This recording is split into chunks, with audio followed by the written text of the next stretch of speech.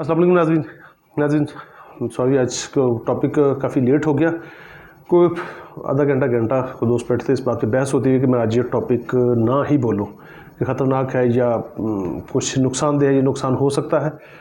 ये मुझे डराने की कोशिश की। मैं जैसे दोस्त डराने की थी, दोस्तों को तो प्यार होता है ना, वो इस बात से डरते हैं कि कोई नुकसान ना हो जाए। तो अगर मैंने डर के ज़ुबान बंद की तो फिर बनता नहीं, फिर किसी बात पे भी बोलना नहीं बनता है। बहुत अहम चीज़ें हैं तीन। मैंने हमेशा आपको कहता हूँ कि ये जो सारे हालात हैं उनको अलग अलग ना देखें, एक दूसरे से सब कनेक्टेड हैं। सबको देखें, जो वाक़यात हो रहे सब एक दूसरे से फंसे हुए, ये ऐसे ऐसे है सब, इसको इस लिहाज से देखें। चंद चीज़ें मुल्क में हो रही हैं और ख़ामोशी के साथ, जिसका आपको भी अंदाज़ा नहीं है, आवाम को बताया नहीं जा रहा, टीवी पे कुछ नहीं आ रहा है, बड़ी खामोशी से हो रही हैं। सबसे पहली नवाज शरीफ पे पाबंदी थी, मीडिया पे नहीं आ सकता। एक तो यहाँ से भगौड़ा था, बाकी गया हुआ था, इश्तिहारी था। दूसरा फ़ौज के ख़िलाफ़ उसने बकबक की थी, पाबंदी लगा दी फ़ौज ने भी, अदालत ने भी उस पर पाबंदी लगी कि मीडिया पे नहीं आ सकता। बड़ी खामोशी से उसके छोटे छोटे बयान, उसकी शक्ल के साथ उसके टीवी पे उसके बयान चलाए जा रहे हैं, अब छोटे छोटे उसके क्लिप्स चलाए जा रहे हैं। यानी कि उसका बूथा अब आवाम को दिखा के उसका रिएक्शन चेक किया जा रहा है कि कोई कुछ बोलता है या नहीं बोलता है। इट मीन्स के अंदर खाते गेम हो चुकी है कि उसको बाहर निकाल के उसको वापस लेके आना है, और वो को गेम खेल चुके हैं। ठीक है, उसका टीवी पे थोड़ा थोड़ा आना, जियो पे मैंने उसका देखा थोड़ा सा शॉर्ट। इट मीन्स कि उसकी शक्ल जब आ गई है तो दाल में काला है, इस बात को समझ लें। सेकेंडली, उसको लाने के लिए एक ही रास्ता था कि इमरान खान को नाअहल किया जाए, और उसका उन्होंने स्टेप उठा दिया कि इसको नाअहल करें।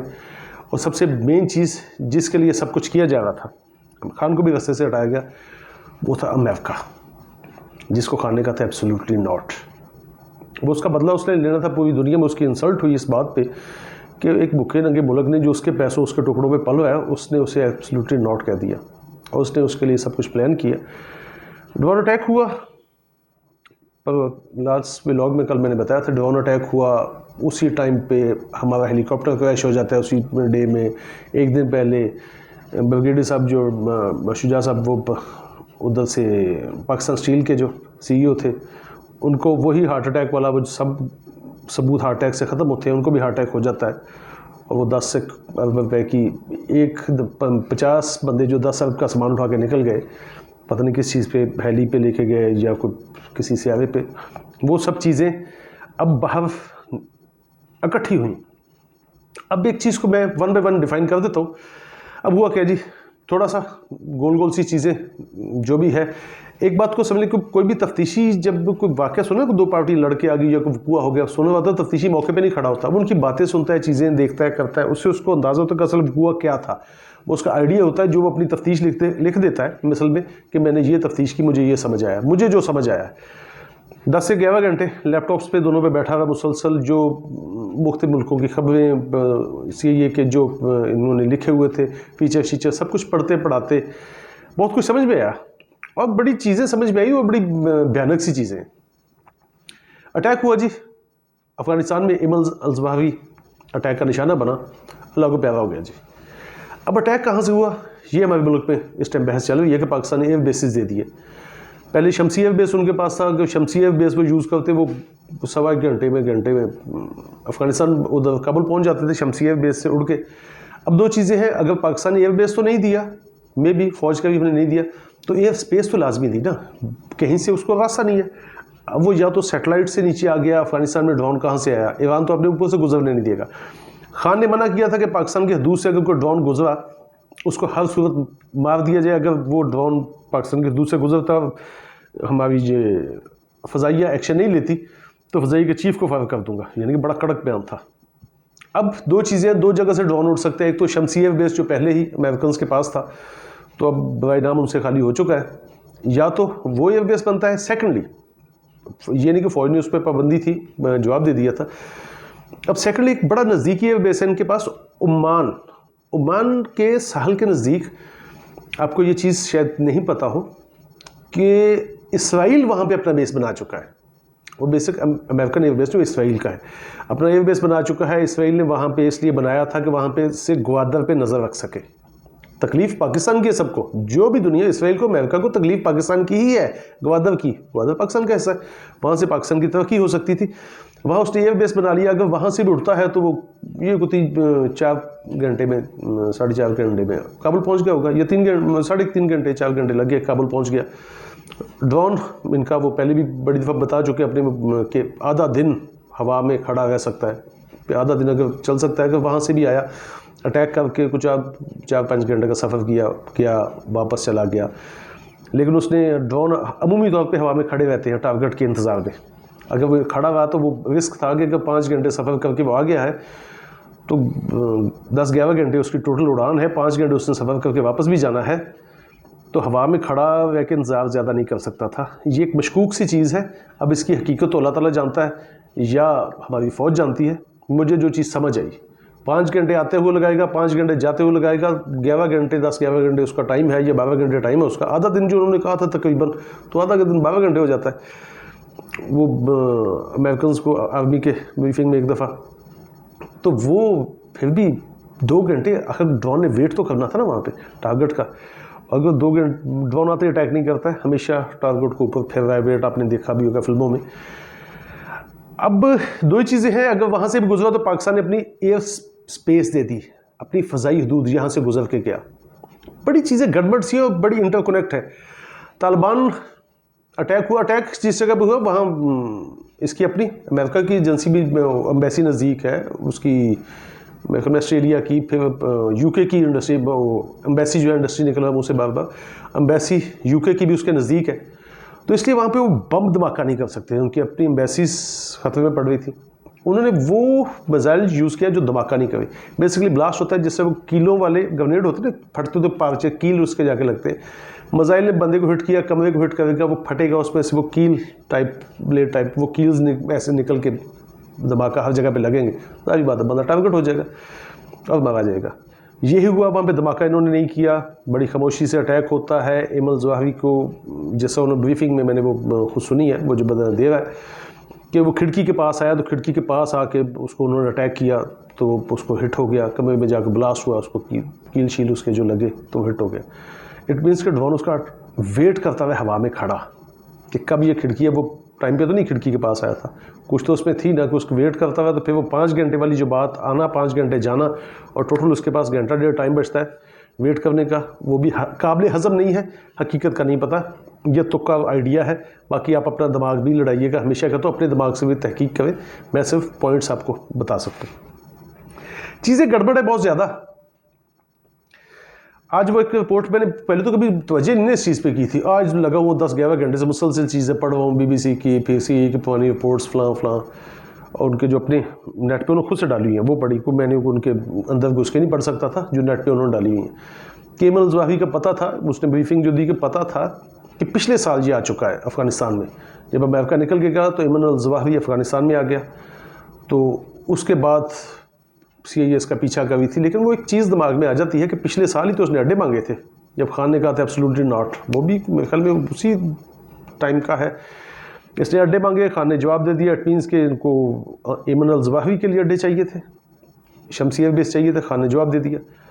आफ्टर देन खुद आज उन्होंने अपनी ब्रीफिंग में बता दिया कि मार्च के एंड पे, या नहीं आई थिंक सो स्टार्ट में अप्रैल के, तो पहले वीक के अंदर उन्होंने जी CIA ने उसका कन्फर्म, उसका घर कन्फर्म कर दिया कि ये इस घर में रहाइश पजीर है। पहले ये पता था अफगानिस्तान आ गया, उसका घर नहीं पता था रहाइश पजीर कहाँ पे है, उसकी टोटली डिटेल पता चल गई कि फ़लाँ घर में रह रहा है।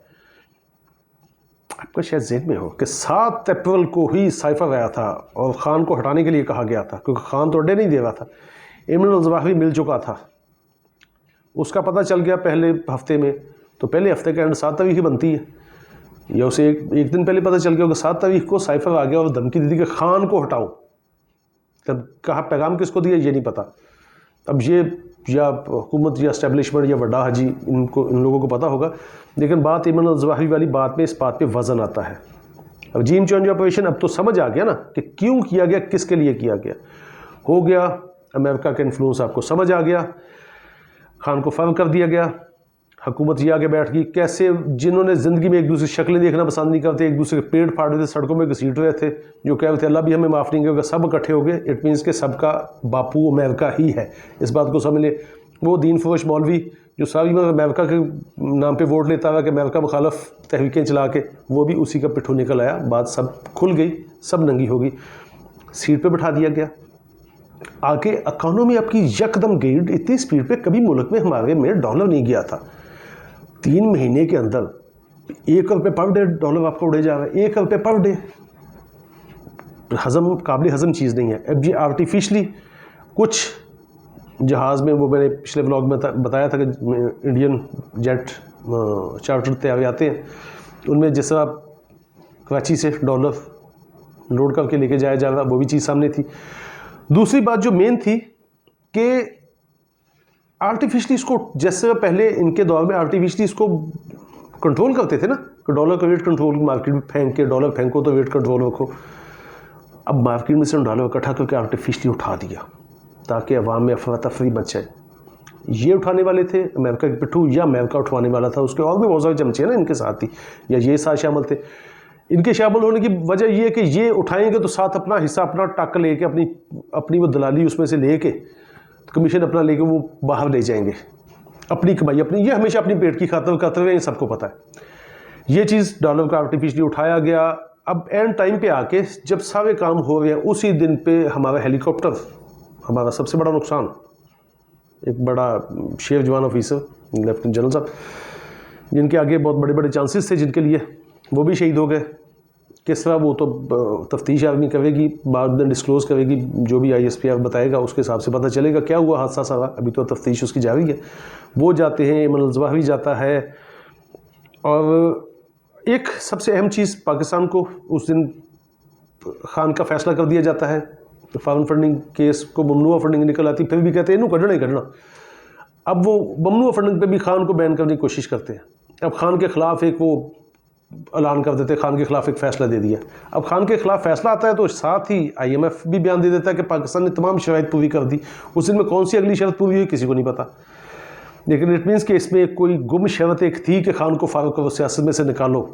ये अमेरिका की गुम शर्त थी, ये समझ लें इस बात को। जब IMF ने कह दिया कि तमाम शराइत पूरी हो गई, अगले दिन पैसे मिल गए IMF को। लेकिन उसके साथ ही ना एक चीज़ बड़ी हैरान कुन कि इमन ज़वाहिरी मारा जाता है तो तालिबान को भी 40 बिलियन देता है अमदाद अमेरिका, तालिबान से भी ले हुए हैं। शेख सादी की एक बात याद आ गई। शेख सादी ने कहा था, मुल्क हिंद में दोस्तों का कहद भी पड़ गया तो 3 लोगों को दोस्त ना बनाना, अव्वल अफ़गान, दोम बज़ात कश्मीरी, सोम कम्बो। अफ़गान सबसे ऊपर है, बिकते वो टाइम नहीं लेता। अब पता नहीं इमन ज़वाहिरी के साथ क्या प्लानिंग, क्या हुआ, अफ़गान अभी तक नहीं उठे, नहीं बोला। लेकिन अब उन्हें अपनी इज़्ज़त बचाने के लिए ज़बरदस्त से चीज़ें उठेंगी। पाकिस्तान का वो नाम लगाएंगे कि पाकिस्तान साथ शामिल होकर करवाया, क्योंकि और तो वैसे ही कोई नहीं है। और पाकिस्तान में दहशतगर्दी दोबारा से बढ़ जाएगी। वो बदला लेने के लिए पाकिस्तान में दहशतगर्दियाँ करेंगे, बम धमाके होंगे, अटैक्स होंगे, ये सब कुछ, ये सब कुतखाना दोबारा से एक दफ़ा स्टार्ट होगा। इसी कुतखाने से कौम को बचावा था खान कि हमने इस जंग में इन्वॉल्व नहीं होना। और जो अब हुकूमत बैठी है उसका माशाल्लाह से एक ही है कि रुपये दो सानू जिथे मर्जी ले जाओ, इस तक कवायदे वो रॉनेंस वो कवाई के सिपाही हम तो वो है, तो सानू जिथे मर्जी ले जाओ। अब इन्होंने वही हरकत की है। अब ये आवाम को भुगतना पड़ेगा, ये लाशें आवाम उठाएगी, मैं आज बता रहा हूँ।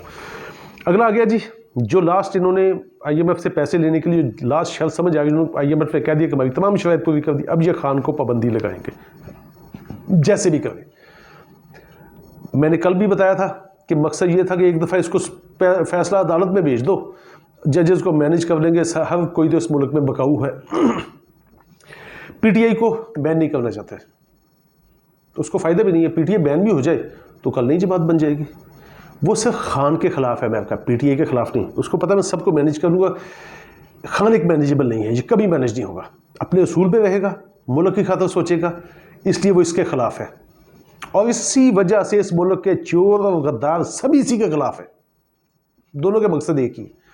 अब खान मैनेजेबल है नहीं, अब खान को निकालना है, PTI का फ़र्क नहीं पड़ता है। PTI को आज बैन कर दें, सुबह नई जमात रजिस्ट्रेशन के पेपर जमा हो जाएंगे, पाकिस्तान तहरीक इनकलाब PTI नए आ जाएंगे, वही जमात होगी, वही लोग होंगे, वही ओहदे होंगे, नाम चेंज हो जाएगा। जमात ज़्यादा से ज़्यादा क्या है, उसके फंड्स को 2, 4, 10, 15, 20 जो भी खा ले।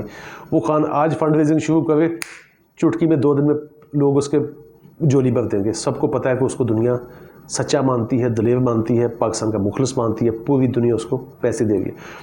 फॉरेन फंडिंग केस का ऑपरेशन कल से लेकर अब तक टोटली हो चुका है।